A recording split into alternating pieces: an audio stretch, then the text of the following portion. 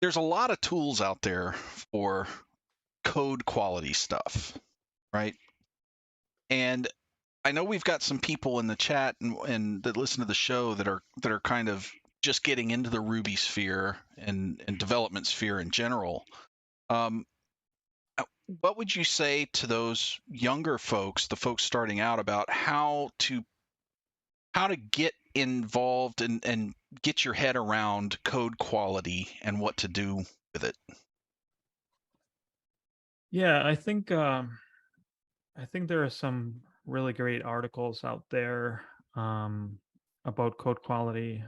If you've read anything by Michael Feathers or Sandy Metz, you've basically gotten an introduction to code quality and maintainable code.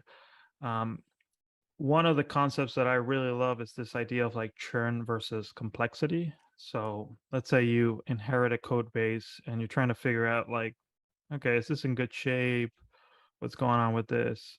Um, if you can use Ruby Critic, it's very easy to, gem install Ruby Critic, app or whatever, and it will generate a report for you. Oh, Chris, do you want to pull that up? Awesome. Yeah, so I think this is awesome because it's a dashboard that gives you an idea of what the project is like. Um, when you look at the upper right section, you're going to see the churn versus complexity graph. So basically, like files that change a lot have high churn, and files that are hard to maintain are very complex. So when you find the dots that are like high churn, high complexity, that's going to point you in a direction that says these are files that probably don't have a lot of quality. They're changing a lot, they're super complex, and you might want to be careful if you're going to be touching those files. Um, wow, okay. Seems like you run this in a project that doesn't have code coverage data. One of my first contributions for Ruby Critic was to add a fourth section called coverage. Um, so I guess this is some sort of magic there. But if you run the test suite with coverage or simple cov enabled, it's going to generate a bunch of files in your directory. Ruby Critic can detect those files and it can add a fourth section to this report that says code coverage. And anyway, something, some sort of homework for your audience is to run Ruby Critic with an app with code coverage data or without, and they'll see that section. Right. Um, but anyway, going back to the original question, I think it's very useful to look at this report and see like that pie graph tells you, okay, most of the files are an A, a B, or a C. Um, for non-US people, that means, that's it's the A to F grading system. So you get an idea. A is good, F is bad. So there you can see that probably like 12% of the files are an F, but everything else seems to be in pretty good shape. Um, so yeah, I think churn versus complexity, the moment that I learned about that, I was like, oh, that's so interesting because yeah, if you worked in a project for a long time, then there's a lot of history and you can learn from your history and the files and what it looks like right now to be careful as you start making changes in a code base that you don't know. Yeah, and I'll tell you, when I started using things like Ruby Critic, I was pretty much just concentrating here, the grading stuff, which is good to know, but I didn't really understand this graph, the churn versus complexity graph.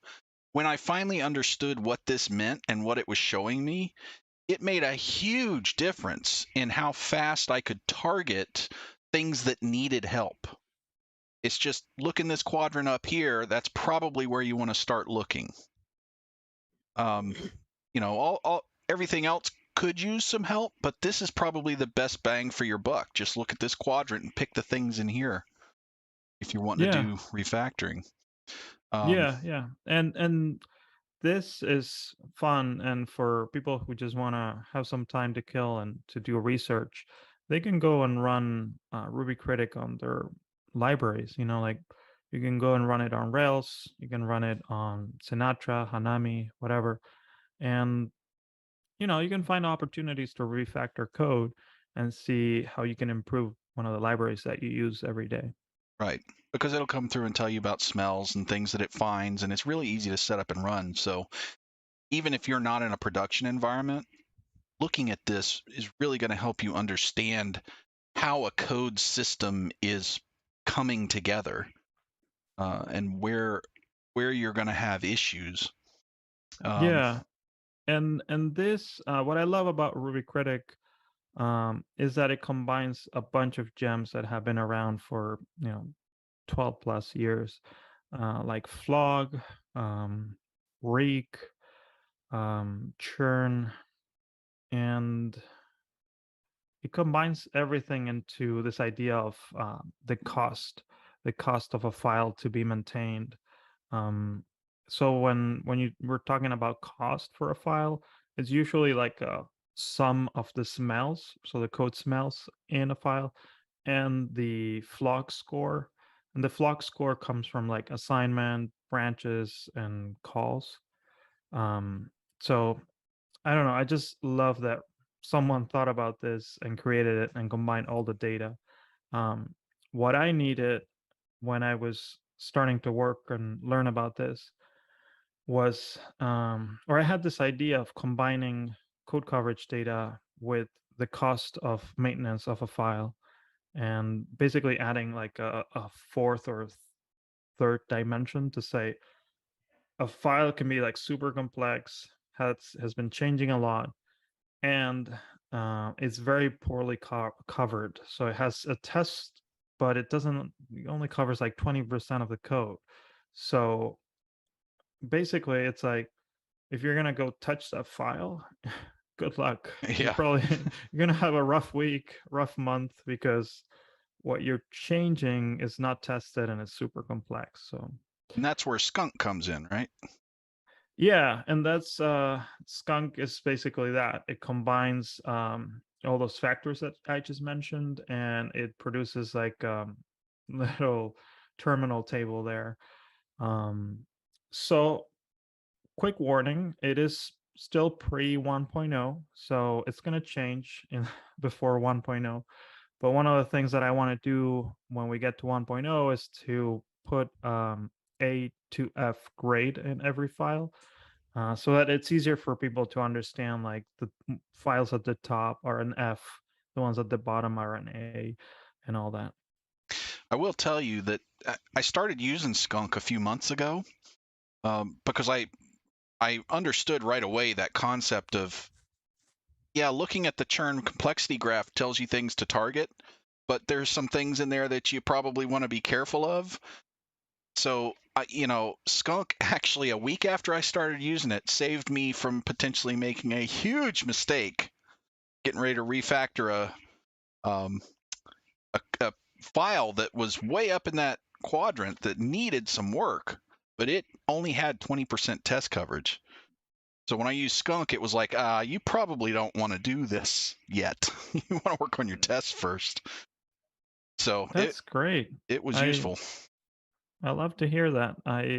Think as I think you probably talked about this with Chris in the last episode, but it's hard to get these sort of stories from people, like unless they come to me at a after a talk or after a conference, from people to say like, "Oh yeah, I used the app and it saved me some time and it actually made me rethink refactoring that file. I wrote tests for it." Um, but yeah, I love to hear that story. Thanks for sharing. Oh, sure. Well, this Yeah, I stuff. can. Sorry, go ahead. So I was just saying, these tools I think are really great for espousing code quality and the need for different things to your managers as well as potential clientele if you're like a consultant. Because, you know, you can take a look at the code, and if your manager says, "What do you need? What do you need this for?" You can actually say, "Well, look at the numbers here. We've got this file that is super complex that has super low test coverage. If I start changing it, it's going to have wide impacts in the application, potentially cause downtime. That's why I need a little bit more time to add tests to it. so that now I can safely make changes to this, code without impacting anything. And also, clearly, if you're a consultant, you can communicate it. I'm sure it helps you, like in your practice, to communicate to the client. This is why we need to add these tests before we start the upgrade process. Yeah, yeah, and like as a consultant, I think it gives us more tools to communicate with our clients. At the end of the day, this is all open source, so I'm not making stuff up. Let's say, Yeah, yeah, uh, but yeah, it's common for a consultant to come in and say like, "Oh no, the previous consultant was terrible, was doing things all wrong," and just like you know, kind of like pile on the previous developer. I don't like that, to be honest, but I like to give it. I like the transparency of something like this or Code Climate, the visual parts as well of Ruby Critic, of saying, "Hey, I'm not. It's not just my expert opinion. There are many tools out there that do static code analysis and all that, and I can tell you that you have 100 files and 20 of them are an F, and then you have like zero test suites, no code coverage. You're not running your test suite in every PR, and there are a bunch of things that are wrong here. But I like to back it up with like science or at least like a formula that is openly available and anybody can open it and see what it's doing." So what is your tool of choice for code coverage? So we are using SimpleCov, and I really like it. One thing that's um, a little buggy in Skunk is that I integrate it with SimpleCov, but I use internal files. So not a good idea to use like an internal file that is not supposed to be used for publicly. I did that. So anyway, I didn't know that.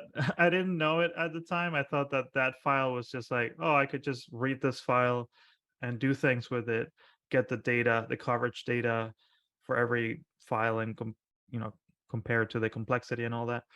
But they recently added, I think they recently added branch coverage. So Yes. every time you see a condition, right, you can know like whether the entire condition or all the possibilities of the condition were run or executed or not. Um, so anyway, I was using this file, and the guy who was maintaining it was like, "Yeah, you shouldn't be using this file because it's going to change because we're adding branch coverage to SimpleCop."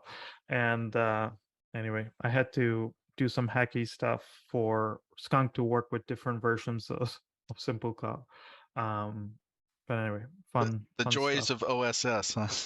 Yeah. OSS moves fast, and anyway, I really like SimpleCop.